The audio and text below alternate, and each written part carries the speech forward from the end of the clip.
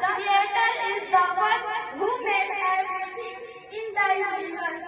He created the sky, the earth, the stars, the sun, the moon, and everything we see around us.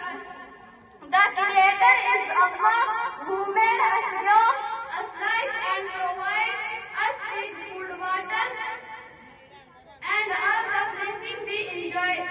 In the Quran, Allah said, هو الذي خلقكم ثم رزقكم ثم يميتكم ثم يحييكم. It is He who created you, then provided for you, then will cause you to die, and then will give you life. This verse reminds us that Allah is the Creator of life and the one who takes care of us every moment. Everything in nature shows a signs of Allah's creation.